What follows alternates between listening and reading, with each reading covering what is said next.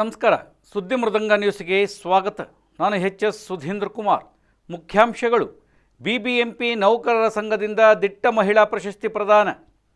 5 ಪ್ರಶಸ್ತಿ ಮುಡಿಗೇರಿಸಿಕೊಂಡ ಬೆಳಗಾವಿಯ ತಾಂತ್ರಿಕ ಮಹಾವಿದ್ಯಾಲಯ. ಸ್ಯಾಮ್ ಪಿತ್ರೋಡ ವಿರುದ್ಧ ನ್ಯಾಯಾಲಯದಲ್ಲಿ ಎನ್.ಆರ್. ರಮೇಶ್ ದೂರು. ಬಿಬಿಎಂಪಿ ಅಧಿಕಾರಿ ಮತ್ತು ನೌಕರರ ಕ್ಷೇಮಾಭಿವೃದ್ಧಿ ಸಂಘದಿಂದ ಅಂತಾರಾಷ್ಟ್ರೀಯ ವಿಶ್ವ ಮಹಿಳಾ ದಿನಾಚರಣೆ ಅಂಗವಾಗಿ ಇಂದು ಬಿಬಿಎಂಪಿ ಕೇಂದ್ರ ಕಚೇರಿಯ ಡಾಕ್ಟರ್ ರಾಜ್ಕುಮಾರ್ ಗಾಜಿನ ಮನೆ ಸಭಾಂಗಣದಲ್ಲಿ ದಿಟ್ಟ ಮಹಿಳಾ ಪ್ರಶಸ್ತಿ ಪ್ರದಾನ ಸಮಾರಂಭ ಆಯೋಜಿಸಲಾಗಿತ್ತು. ಶ್ರೀಮತಿ ಭಾರತಿ ವಿಷ್ಣುವರ್ಧನ್, ಜಯಮಾಲಾ, ಸರಿತಾ, ಅಂಬಿಕಾ, ಶ್ರೀಮತಿ ಲಕ್ಷ್ಮೀ ಗೋವಿಂದರಾಜು, ಪೂರ್ಣಿಮಾ ರಾಮ್ಕುಮಾರ್ ಅವರಿಗೆ ದಿಟ್ಟ ಮಹಿಳಾ ಪ್ರಶಸ್ತಿ ನೀಡಲಾಯಿತು.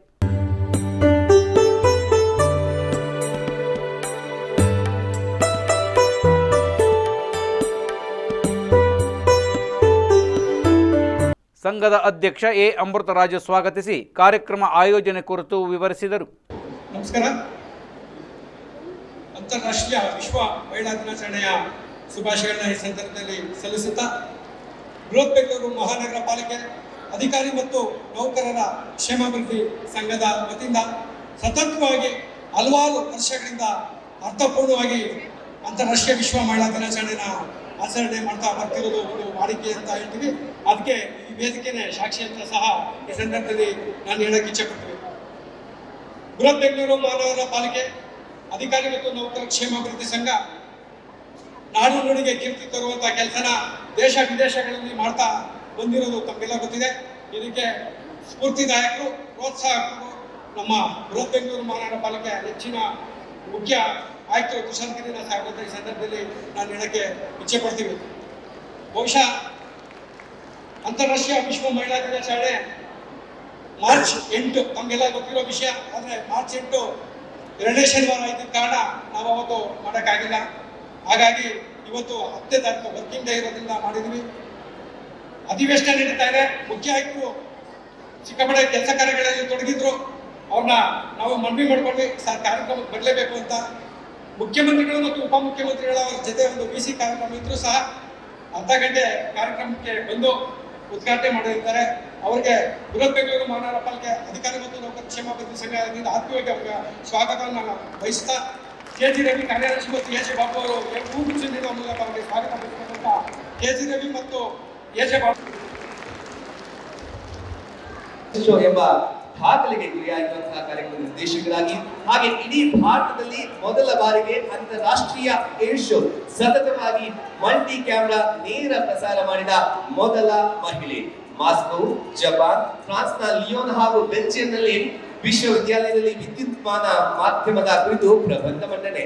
ರಾಜ್ಯಾದ್ಯಂತ ಸಂಚರಿಸಿ ಎಲೆಮರೆಯ ಕಾಯಿದಿರುವ ಅನೇಕ ಪ್ರತಿಭೆಗಳನ್ನು ಆಗಿರುವಂತಹ ಶ್ರೀಮತಿ ಅನಿತಾ ಸಿ, ಕನ್ನಡ ಉಪನ್ಯಾಸಕರು ಶ್ರೀಮತಿ ಲಕ್ಷ್ಮೀ ವಿ ಮೊಗೇರಾ, ಹಿರಿಯ ಆರೋಗ್ಯ ಪರಿವೀಕ್ಷಕರಾಗಿರುವಂತಹ ಶ್ರೀಮತಿ ಶಿಲ್ಪಾ, ಹಾಗೆ ಹಿರಿಯ ಆರೋಗ್ಯ ಪರಿವೀಕ್ಷಕರು ಶ್ರೀಮತಿ ಶಾರದಾ ಬಾಯಿ, ಹಿರಿಯ ಆರೋಗ್ಯ ಸಹಾಯಕಿಯಾಗಿರುವಂತಹ ಶ್ರೀಮತಿ ಯಶೋಧ ಎಂಎಸ್, ಹಾಗೆ ಶ್ರೀಮತಿ ರೇಚಲ್. ಧನ್ಯವಾದಗಳು, ಶುಭಾಶಯಗಳು ಸಾಧಕರಿಗೆ. ದಿಟ್ಟ ಮಹಿಳಾ ಪ್ರಶಸ್ತಿಯನ್ನು ಸ್ವೀಕರಿಸಿದಂತಹ ಎಲ್ಲ ಮಹಿಳಾ ಸಾಧಕರಿಗೂ ಕೂಡ ಹೃತ್ಪೂರ್ವಕ ಅಭಿನಂದನೆಗಳು. ಮೊದಲನೆಯದಾಗಿ ನಾನು ದಿಟ್ಟ ಮಹಿಳೆ ಪ್ರಶಸ್ತಿಯನ್ನು ಕೊಡೋದು ಬೆಂಗಳೂರು ನಗರದ ಎಲ್ಲ ರಸ್ತೆಗಳನ್ನು ಕೂಡ ಸ್ವಚ್ಛವಾಗಿ ಇಡುವಂತಹ ಮಹಿಳೆಯರಿಗೆ. ಮಳೆ ಇರಲಿ, ಬಿಸಿಲಿರಲಿ, ಗಾಳಿ ಇರಲಿ, ಧೂಳಿರಲಿ, 40 ಡಿಗ್ರಿ ಇರಲಿ, 18 ಡಿಗ್ರಿ ಇರಲಿ, ಬೆಳಿಗ್ಗೆ ಮಂಚು ಬೀಳ್ತಾ ಇರಲಿ, ಪರ್ಕೆನು ತಗೊಂಡು ರೈನ್ ಕೋಟು ಹಾಕ್ಕೊಂಡು ಬೇಕಾದರೆ ಒಂದು ಬೆಚ್ಚಗಿನ ಬಟ್ಟೆನೂ ಕೂಡ ಹಾಕ್ಕೊಂಡು ಎಷ್ಟು ತಮ್ಮಿಂದ ಸಾಧ್ಯನೋ ಅಷ್ಟನ್ನ ಸ್ವಚ್ಛ ಮಾಡ್ತಾ ಇರ್ತಾರಲ್ಲ, ನಿಮಗೆಲ್ಲರಿಗೂ ಕೂಡ ನಮೋ ನಮಃ. ನಿಮ್ಮಲ್ಲಿರುವಂತಹ ಆ ಶಕ್ತಿ, ಆ ನಿಸ್ಪೃಹತೆ, ಆಮೇಲೆ ನಾನು ಪ್ರತಿ ಒಂದ್ಸತಿ ರಸ್ತೆಯಲ್ಲಿ ಓಡಾಡುವಾಗಲೂ ಕೂಡ ಯೋಚನೆ ಮಾಡ್ತಿರ್ತೀನಿ, ಎಲ್ಲರೂ ಒಣಗಿಕೊಳ್ಳುತ್ತೇನೆ ಮಜವಾಗಿ ಹಾಡು ಕೇಳಿಸ್ಕೊಂಡು. ಪ್ರಶಸ್ತಿ ಪ್ರದಾನ ಕಾರ್ಯಕ್ರಮಕ್ಕೆ ಆಗಮಿಸಿ ಪ್ರಶಸ್ತಿ ಪುರಸ್ಕೃತರನ್ನ ಸನ್ಮಾನಿಸಿ ಜೊತೆಗೆ ಒಂದಷ್ಟು ಅನಿಸಿಕೆ ಅಭಿಪ್ರಾಯಗಳನ್ನ ಹಂಚಿಕೊಂಡಂತಹ ಹಿರಿಯ ಚಲನಚಿತ್ರ ನಟಿ ಶ್ರೀಮತಿ ವಿನಯಾ ಪ್ರಸಾದ್ ಅವರಿಗೆ ಹೃದಯಪೂರ್ವಕ ಅಭಿನಂದನೆಗಳು, ಧನ್ಯವಾದಗಳು. ಹಾಗೆ ಬಂಧುಗಳೇ, ಕರ್ನಾಟಕ ರಾಜ್ಯ ಅಧ್ಯಕ್ಷರವರ ನೇತೃತ್ವದಲ್ಲಿ ತುಂಬಾ ಚೆನ್ನಾಗಿ ಕಾರ್ಯಕ್ರಮ ಮೂಡಿಬಂದಿದೆ.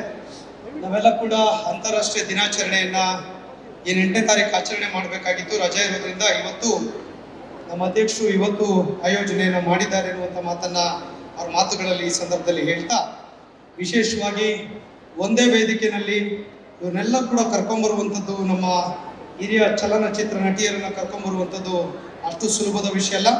ಆ ಕರ್ಕೊಂಬಂದಿರುವಂಥ ಕೆಲಸವನ್ನು ಮಾಡಿರುವಂಥ ನಮ್ಮ ನಿಮ್ಮೆಲ್ಲರ ಅಧ್ಯಕ್ಷರಾಗಿರುವಂಥ ಅಮೃತ್ ರಾಜ್ ಅವರಿಗೆ ನಾನು ಜೋರಾದ ಚಪ್ಪಾಳೆ ಮೂಲಕ ಅಭಿನಂದನೆಯನ್ನು ಸಲ್ಲಿಸ್ತೇನೆ. ಬಹುಶಃ ನಾವೆಲ್ಲ 18ರ ದಶಕದಲ್ಲಿ ಮಹಿಳೆಯರ ಏನೋ ಈ ದಿನಾಚರಣೆಗೆ ಸಂಬಂಧಪಟ್ಟಂತೆ ಹೋರಾಟಗಳಾಗಿ ಫೆಮಿನಿಸಮ್ ಅಂದರೆ ಗಂಡಸರನ್ನ ದ್ವೇಷ ಮಾಡಬೇಕು ಅನ್ನೋ ಭಾವನೆ ಇದೆ. ಆ ರೀತಿ ಏನಿಲ್ಲ. ನಾವೆಲ್ಲ ಇವತ್ತು ಈ ಮಟ್ಟದಲ್ಲಿದ್ದೀವಿ, ಈ ಬೆಳವಣಿಗೆ ಆಗಿದೆ ಅಂದರೆ ಭಾಳಷ್ಟು ನಮ್ಮ ತಂದೆ, ನಮ್ಮ ಬ್ರದರ್ಸ್ ಎಲ್ಲ ಭಾಳ ಹೆಲ್ಪ್ ಮಾಡ್ತಾರೆ. ನಮ್ಮದೆಲ್ಲ ಕಾಲೇಜಲ್ಲಿ ಈ ಜಾಬಿಗೆ ಅಪ್ಲೈ ಮಾಡಿದಾಗೇ ಬೇಡ ಪೊಲೀಸ್ ಯಾಕೆ, ನೀನು LLB ಓದ್ತಾ ಇದೆಯಾ, ನೀನು ಅಡ್ವೊಕೇಟ್ ಆಗ್ಬೋದು, ಗೋಲ್ಡ್ ಮೆಡಲಿಸ್ಟ್ ಇದೆಯಾ, ಜರ್ನಲಿಸಮ್ ಮಾಡು ಅಂತೇಳಿ ಭಾಳಷ್ಟು ವಿರೋಧ ಆಯಿತು. ಆದರೆ ನಮ್ಮ ತಂದೆಯವರು ಅನೇಕ ವೃಂದಗಳಿಂದ ದಿಟ್ಟ ಹಾಗೂ ಸಾಧನೆ ಮಾಡಿದಂಥ ಮಹಿಳೆಯರನ್ನ ಕರ್ಕೊಂಡ್ಬಂದು ಪುರಸ್ಕೃತಕ್ಕೆ ಅವ್ರನ್ನೆಲ್ಲ ಒಳಗಾಗ್ಸಿರೋದು ಒಂದು ದೊಡ್ಡ ಸಾಧನೆ. ಸ್ನೇಹಿತರೆ, ಅಂತಾರಾಷ್ಟ್ರೀಯ ಮಹಿಳಾ ದಿನಾಚರಣೆಯ ಅಂಗವಾಗಿ ನಾವೆಲ್ಲರೂ ಸಹ ಒಂದನ್ನು ನಾಪಿಸ್ಕೊಬೇಕು. ಒಂದು ವಿಷಯವನ್ನು ವಿನಯ್ ಪ್ರಸಾದ್ ಮೇಡಮ್ ಭಾಳ ಚೆನ್ನಾಗಿ ಹೇಳಿದ್ರು. ಕುಟುಂಬವನ್ನ ಇವತ್ತು ಜೊತೆಗೂಡಿಸಿ ಒಂದು ಮಾಡ್ತಾರೆ.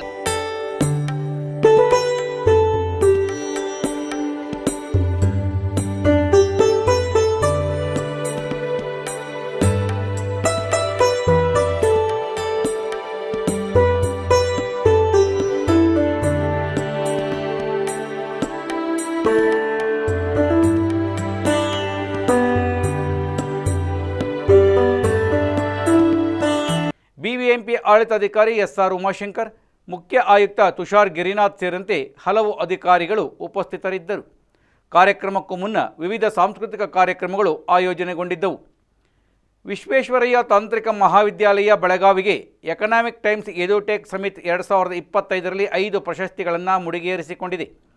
ಸತತ 2ನೇ ಬಾರಿಗೆ ವಿಶ್ವೇಶ್ವರಯ್ಯ ತಾಂತ್ರಿಕ ಮಹಾವಿದ್ಯಾಲಯ ಪ್ರತಿಷ್ಠಿತ ಎಕನಾಮಿಕ್ ಟೈಮ್ಸ್ ಎದುಟೆಕ್ ಸಮಿಟ್ ಪ್ರಶಸ್ತಿಗಳನ್ನು ತನ್ನದಾಗಿಸಿಕೊಂಡಿದ್ದು, ವಿಶ್ವೇಶ್ವರಯ್ಯ ತಾಂತ್ರಿಕ ಮಹಾವಿದ್ಯಾಲಯ ತಂತ್ರಜ್ಞಾನ ದೂರದೃಷ್ಟಿಯುಳ್ಳ ಅತ್ಯುತ್ತಮ ಕುಲಪತಿ ಒಳಗೊಂಡ 5 ಪ್ರಶಸ್ತಿಗಳನ್ನು ಇತ್ತೀಚೆಗೆ ಮುಂಬೈನ ಸಹರಾ ಸ್ಟಾರ್ ಹೋಟೆಲ್ ನಡೆದ 2025ರ ಎಕನಾಮಿಕ್ ಟೈಮ್ಸ್ ತಾಂತ್ರಿಕ ಶಿಕ್ಷಣ ಸಮಿಟ್ನಲ್ಲಿ ತಂತ್ರಜ್ಞಾನ ದೂರದೃಷ್ಟಿಯುಳ್ಳ ಅತ್ಯುತ್ತಮ ಕುಲಪತಿ, ರಾಷ್ಟ್ರೀಯ ಶಿಕ್ಷಣದ ನೀತಿಯ ಪರಿಣಾಮಕಾರಿ ಅಳವಡಿಕೆ, ತಂತ್ರಜ್ಞಾನ ಆಧಾರಿತ ಕೈಗಾರಿಕಾ ಶೈಕ್ಷಣಿಕ ಸಹಭಾಗಿತ್ವ, ಡಿಜಿಟಲ್ ಗ್ರಂಥಾಲಯ ಸೌಲಭ್ಯಗಳ ಅನುಷ್ಠಾನ, ತಂತ್ರಜ್ಞಾನ ಅವಲಂಬಿತ ಇಂಜಿನಿಯರಿಂಗ್ ವಿಶ್ವವಿದ್ಯಾಲಯ ವಿಭಾಗದಲ್ಲಿ ಪ್ರಶಸ್ತಿ ಪಡೆದುಕೊಂಡಿದೆ.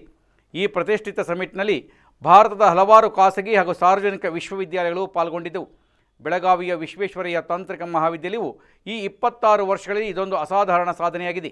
ಇದು ಇತ್ತೀಚೆಗೆ ವಿವಿಯಲ್ಲಿ ಆದ ಅಮೂಲಾಗ್ರ ಧನಾತ್ಮಕ ಬದಲಾವಣೆ.